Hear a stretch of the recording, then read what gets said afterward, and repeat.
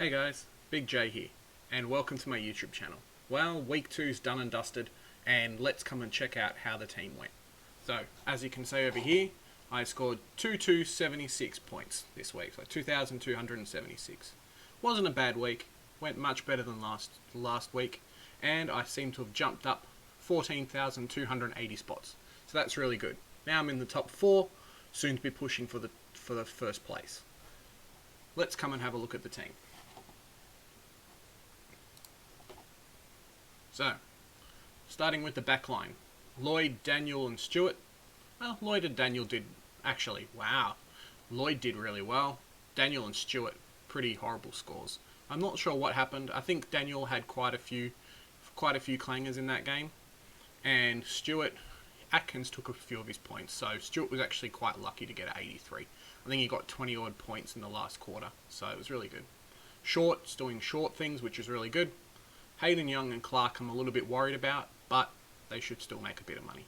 And my 2 rookies on the bench. It's a bit annoying when your rookie on the bench makes a better score than the mid-pricer on field, but what can you do?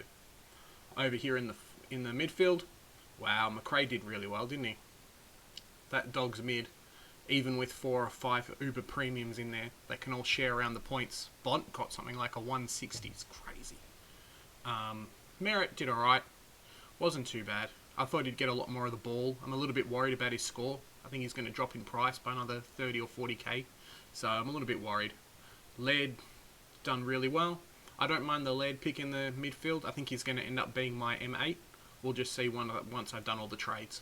And Cripps was pretty disappointing. But from the title of the video, you're going to see what's going to happen this week.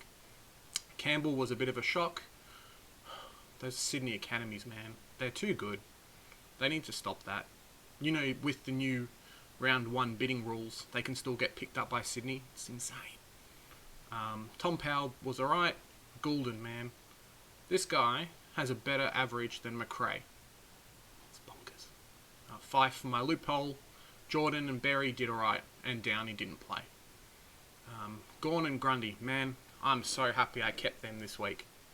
People were trading them in, trading them out, doing crazy stuff. Set and forget, everybody. Set and forget. And then Flynn, score of 78. Not too bad. In the forward line, we have Dunkley and Martin. 2-1 over 100 scores. Zeeble got a 72. Wasn't too bad. I think he went off in the 3rd quarter with ankle. So, putting that up's not bad. Impey. Best score in the Hawthorn team this week. It's crazy. I'm glad I kept him. I was a bit worried. Dow with a 53. I think he's going to be my burn. I don't think he's going to score much higher than a 50 every week, but we'll see how he goes. Oh man, rookie roulette this week, I tell ya. Defender rookies scored more than the midfields. Berry lost out to Jordan, I wasn't sure. And then Rowe. Row your boat, mate. What are you doing? I tell ya. But what can you do? This is what's happened. Brockman scored a 77, Rowe scored a 19. If they were swapped, would have hit 2300 plus. So that's just Supercoach, isn't it? This week, I was hoping to keep my spots, but because it's a week before price increases, it's a good chance to get in your rookies that you need to. So let's go and do that first before we do our special trades this week. Over here, I don't know if you guys know about it, but I'll show you FootyWire. FootyWire is a really good site for stats, price increases. It's got things like break evens and stuff like that too. So let's go over here because we're doing Supercoach. If we did fantasy, we could do fantasy, but Supercoach, and we're going to go over here to player break evens. So it's going to start from the top, and it's going to give us the highest break even. So Lachie Neale is going to drop in price. He's going to turn up and be something like 500k in a few weeks, unless he can do it. So he needs to score a 271 for his not to stay the same score, for the same price, and it's just not going to happen. Gawn's not going to be too bad. 200 he won't get, but he shouldn't drop that much, and then so on. Okay, if you go by here, you can press break even, and it will give you the rookies, all the guys with the highest, with the lowest break even. So Goulden is going to jump in price. He's going to go nuts. I think he's set to do like a 120 this week. It's bonkers. So, looking at my team over here, this week is about rookie corrections. That's basically the week. So Downey's going to go. He hasn't played for 2 weeks. He got managed again. So I just don't think he's going to do it. And if I'm missing one of these rookies from up the top, I better put him in my team. You know, first 20 or so guys that are under 150, under 200k, I really need to bring them in because they're going to jump in price. And it's even better if it's not someone like a Brockman who could get dropped out pretty quick. So looking down this list, the guy that I don't have is Warner. And funnily enough, I took him out of my side. So now I'm putting him back in. It's pretty funny. So we go over here. We're going to trade Downey. But because Downey is in the midfield and we need a forward line guy, I might go and put Scott in there. And we go over here and we're just going to type in Warner. Alrighty. So, first trade done. Pretty amazing. As you see by the thumbnail, we're getting rid of Cripps this week. Some pretty crazy news came out that he's basically been playing with an injury and taking injections every week.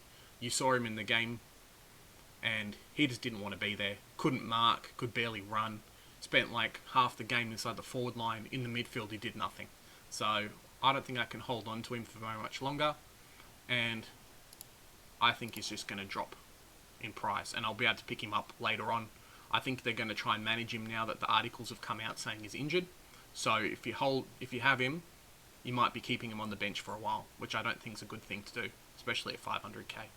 So what we're going to do is big trade on Cripps.